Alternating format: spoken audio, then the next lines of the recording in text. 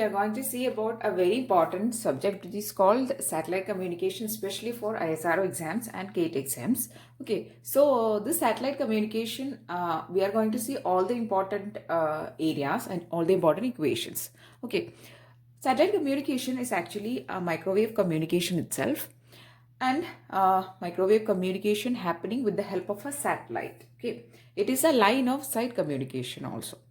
Okay, so there is a transmitter, there is a satellite, and there is a receiver. And there is a line of sight between the transmitter and the satellite, and also the satellite and the receiver. So this is a satellite. Okay, so generally line of sight communication is happening. And this is the structure of a communication system. There is a transmitter will be sending some information towards the satellite, and that is called uplink. And from the satellite, the data will be, some data will be sent to the receiver, and that is called downlink. Okay, so this is uplink and this is downlink. Now, we are going to see what are the various elements present inside the satellite. So the satellite exists in the atmosphere, and for the satellite to exist, what all things are, or what all elements are present inside the satellite to assist.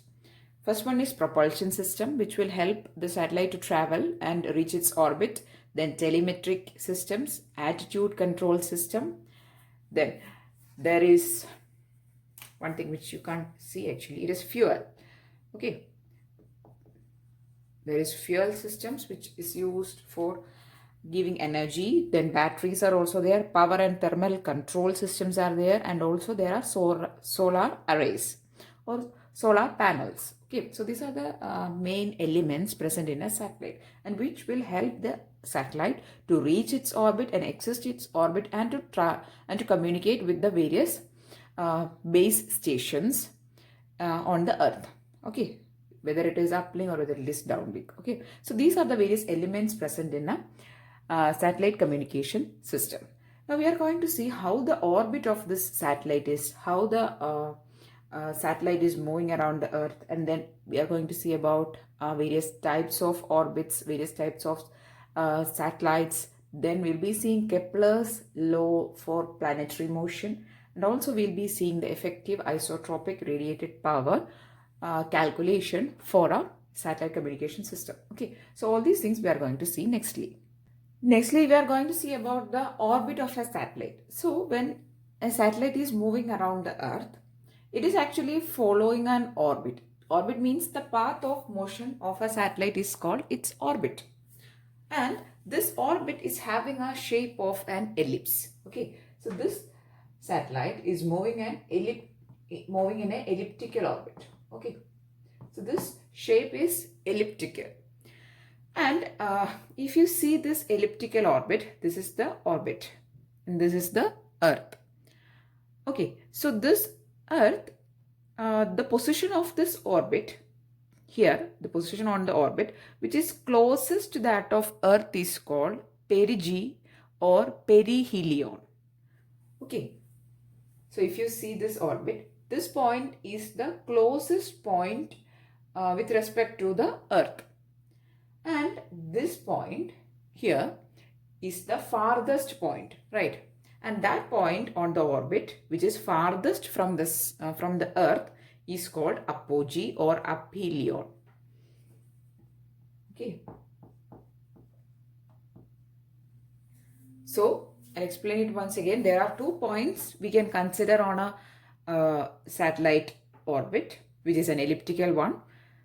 The point which is closest to the earth is called perigee, and the point on the orbit farthest from that of the earth is called apogee or aphelion. Okay, you can either call it as perigee or apogee or perihelion or aphelion. Okay, so these are the 2 points. This type of questions can come in the theory session. Okay, so you should be knowing what is a perigee, what is an apogee. So these are actually 2 points on the satellite orbit. Okay, next one, we are going to see about semi-major axis and semi-minor axis and the eccentricity in terms of this. And if you want the full notes of this video, it will be available in the Facebook page of AC Electronics. Okay, so please do follow the page and you can find the notes there. Next one, we are going to see, this is the elliptical orbit and this is the major axis here. This is a major axis, and here this much is A and this much is A, and this portion is called the semi-major axis, and this is the minor axis, and this much from the center towards this point is B, and it is called the semi-minor axis of the ellipse. Okay, so this is the elliptical orbit, and here this much is A, and which is called semi-major axis, and this much is called semi-minor axis. And we can represent the eccentricity of this elliptical orbit. Now, what is eccentricity? Eccentricity is a measure of elliptical nature of the orbit, how much elliptical the orbit can be. It is represented with the help of eccentricity, and eccentricity E is equal to A minus B by A plus B, or you can write in terms of RA minus RP by RA plus RP, where RP is equal to A into 1 minus E and RA is equal to A into 1 plus E. Okay. So this is the equation for finding the eccentricity. If the semi-major axis and semi-minor axis is being given, and if you want to find the eccentricity of this orbit, it is A minus B by A plus B. Next, we are going to see about the various types of orbits.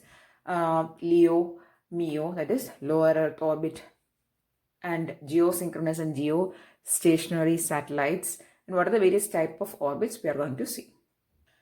Next, we are going to see about the various orbits of satellites. The orbits can be mainly classified as low Earth orbit, medium Earth orbit, geosynchronous and geostationary orbits, then prograde and retrograde orbit. So next we are going to see first low Earth orbit, that is LEO, then MEO, and also we'll be seeing prograde and retrograde. Okay.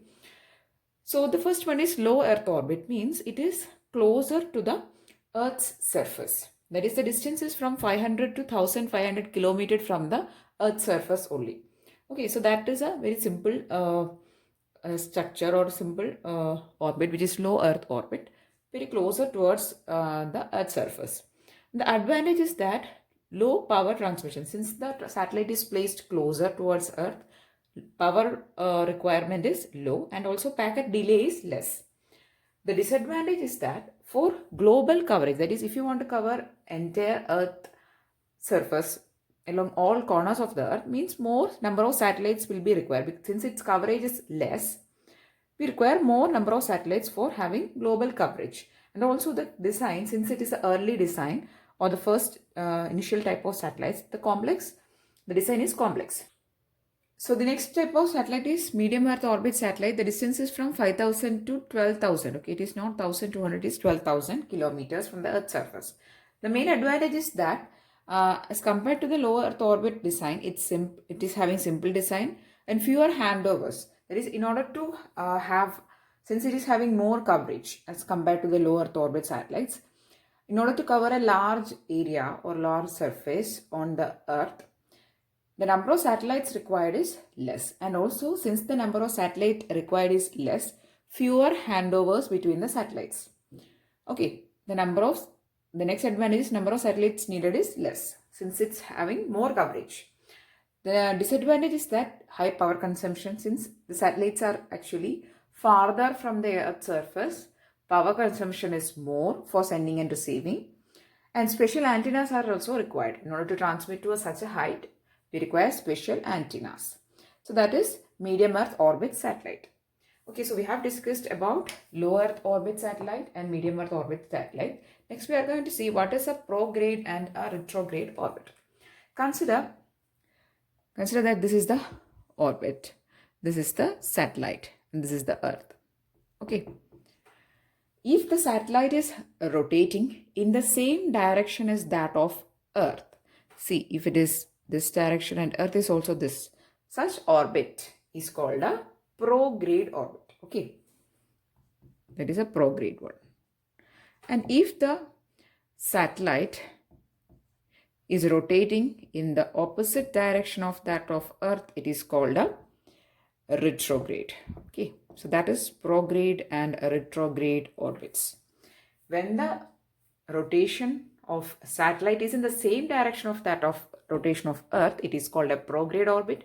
And if it is in the opposite direction or in the reverse direction of rotation of Earth, it is called a retrograde orbit. So that is prograde and retrograde orbit. Next, we are going to see about the geosynchronous and the geostationary satellites in detail. Okay, so the most important one is geostationary satellites. Next, we are going to see about geostationary satellite and geosynchronous satellites.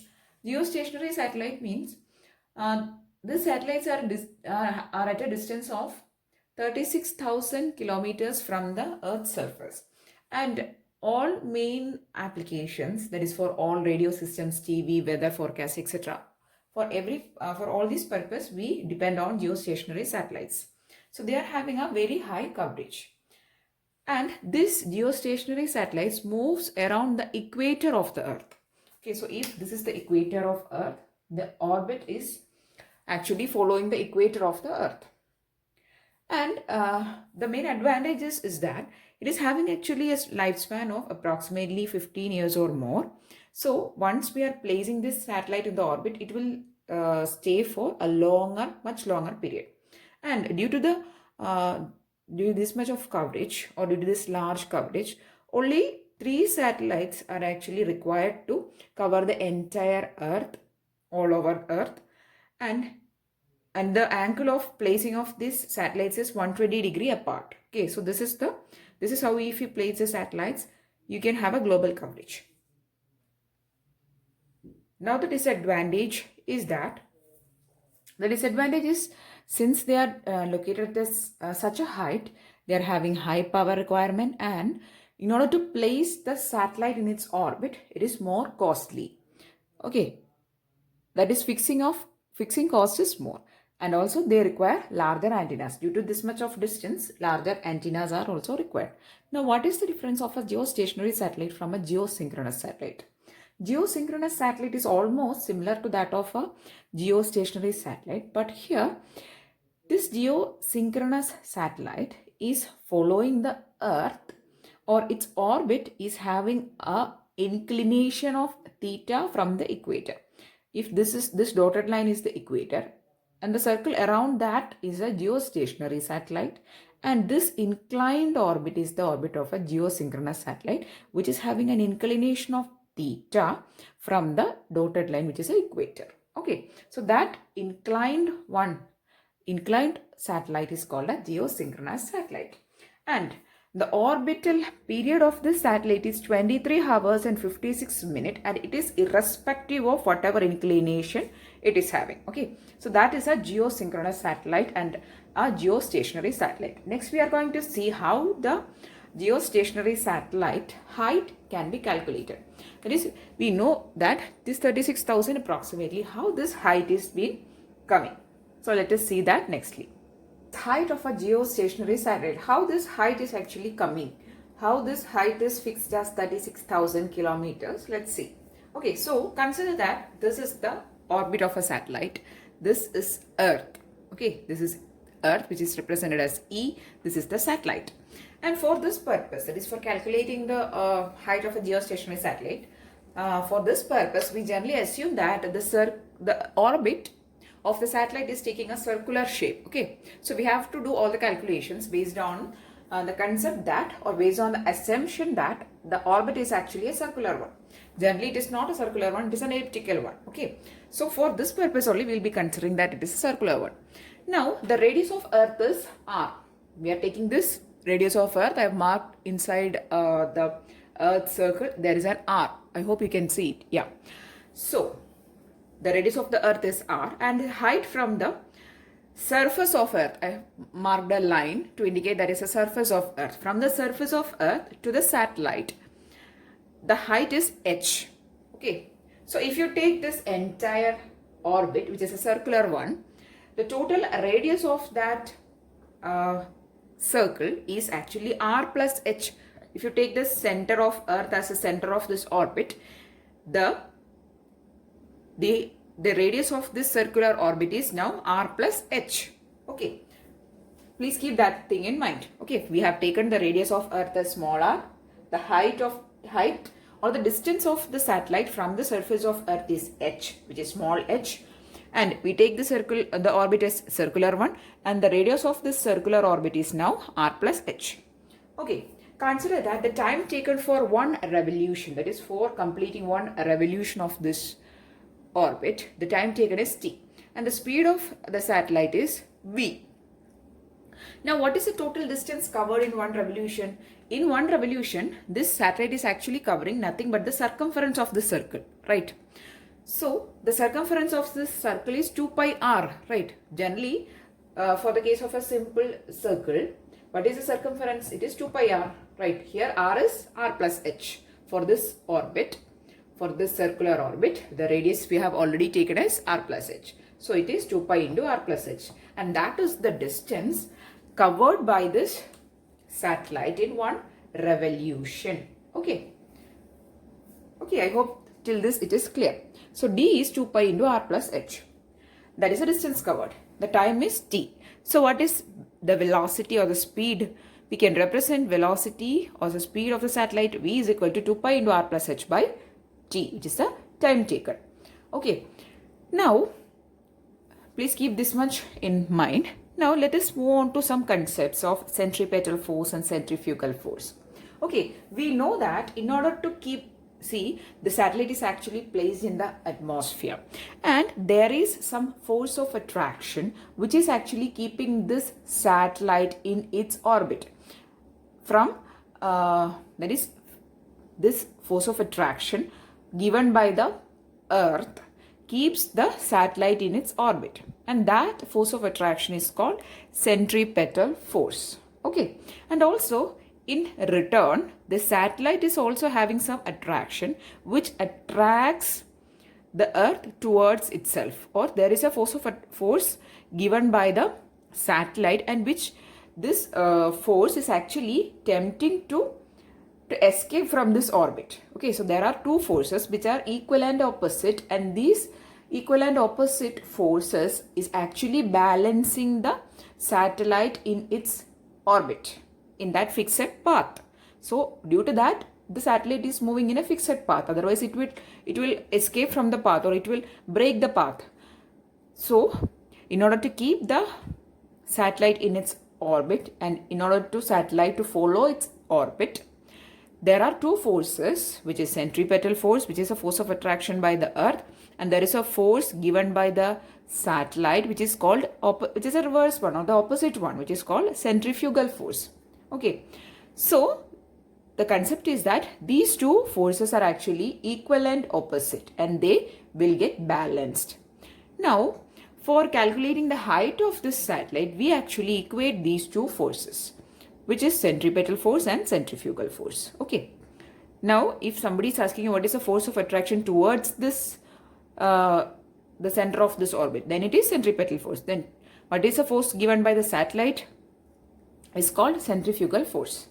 Now, centripetal force, the equation for centripetal force is mv square by r plus h, where r plus h is the radius of the orbit, m is the mass of the satellite, p is the speed of the satellite.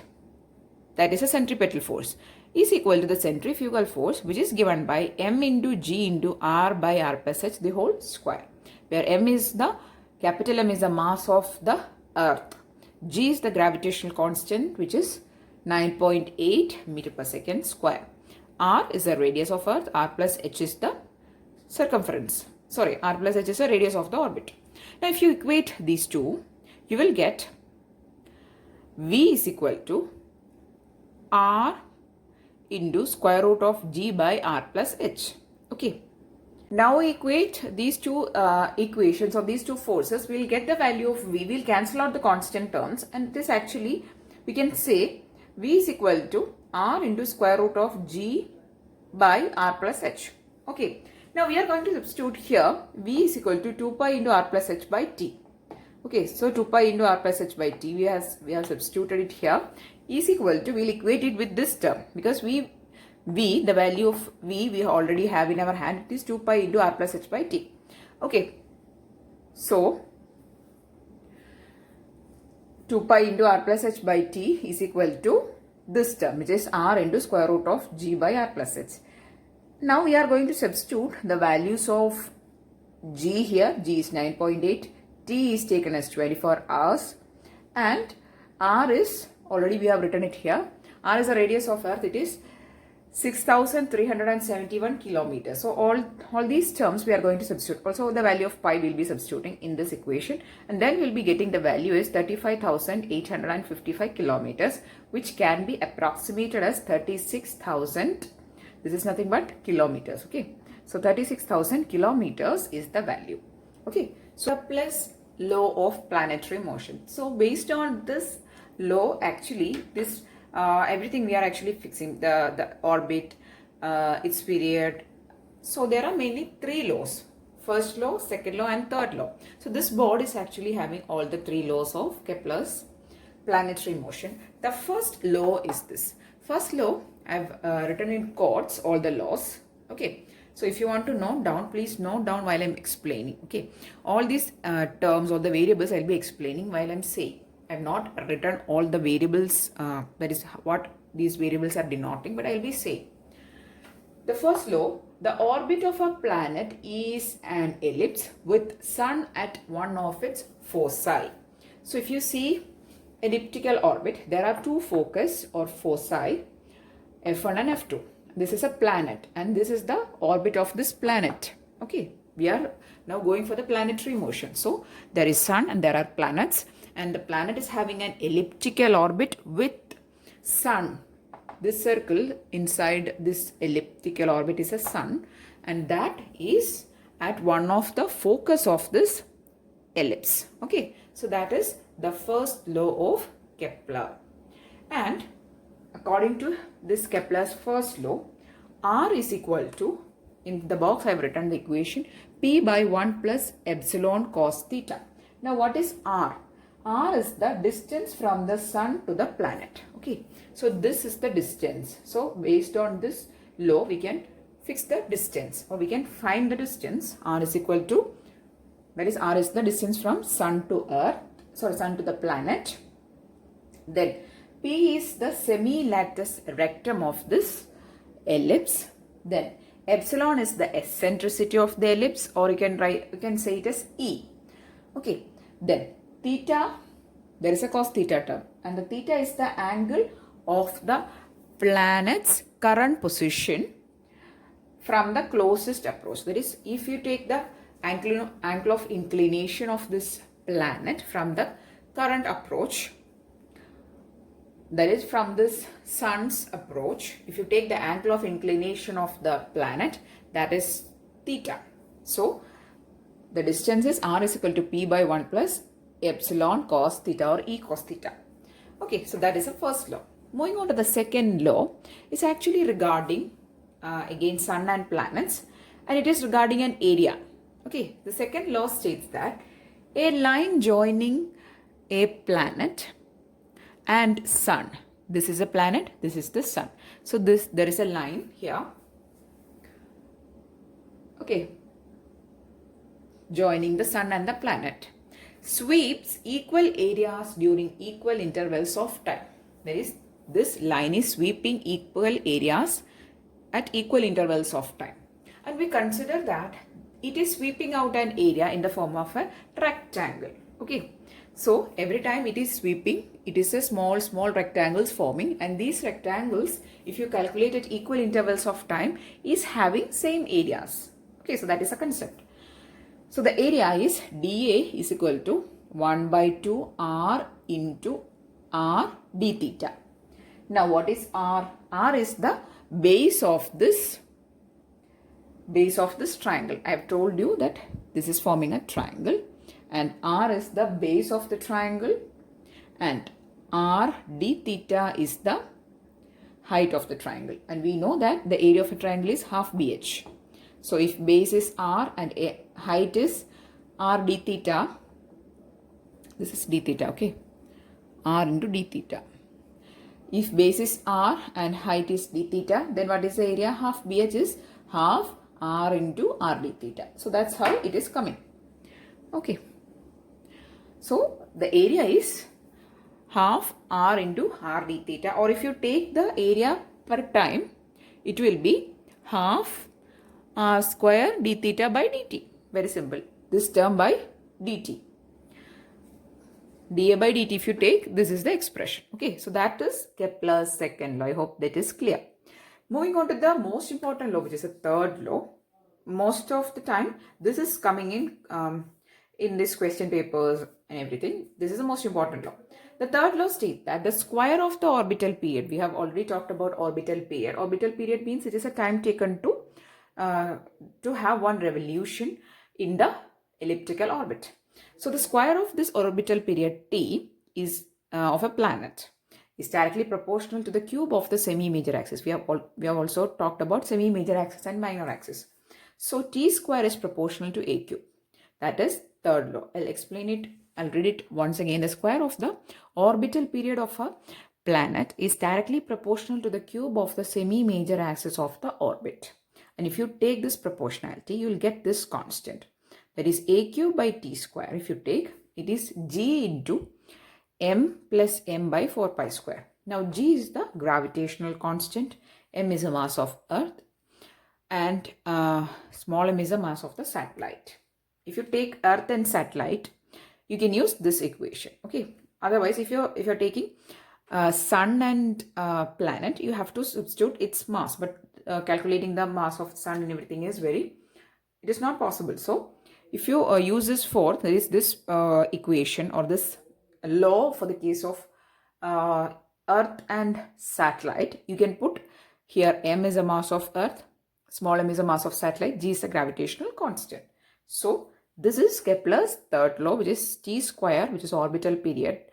Its square is equal to, or it is proportional to, cube of semi-major axis. So these three laws are very important and they are called Kepler's law of planetary motion. Next, we are going to see about effective isotropic radiated power of a satellite system. And also we can calculate this effective isotropic radiated power for all the systems. Okay, it is actually a link budget in the case of a satellite system. We know that for a satellite there is an uplink and a downlink. We have discussed in the beginning itself. And what is the uplink EIRP? That is in dBm. What is the effective isotropic radiated power for a uplink? Okay, I have told that we can call this EIRP as link budget. That is how much is the budget of power in terms of power, gains and losses. So what is that budget equation for a uplink? Okay, so the effective isotropic power in dBm is the transmitted power in dBm, that is dB milliwatts. Okay, plus antenna gain in dB minus cable loss minus connector loss. So it is actually taking sum of all the gains and reducing the losses from it. Okay, so there is a total power of called transmitted power and there is a gain of antenna. So we have to take the sum of these two.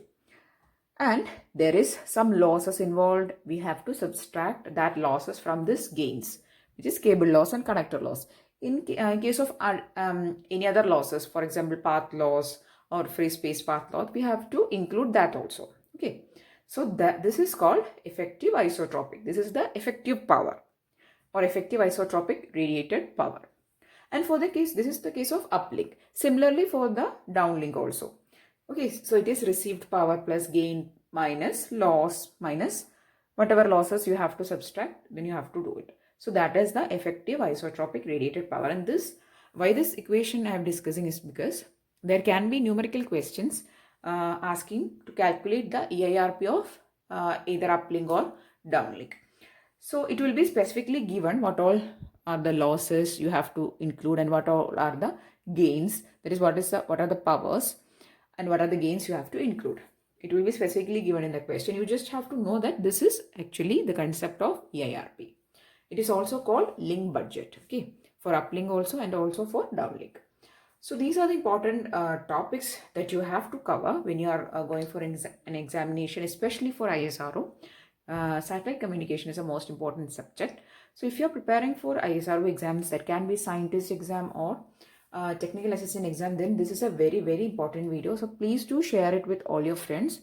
And also for GATE exams, there can be questions from satellite communication. and all competitive examinations. Okay, so please do share this video maximum, and if you found it useful, please do give it a thumbs up. And if you want more videos, please do subscribe to the channel, and also do follow the Facebook page and the Instagram account. And thanks for watching.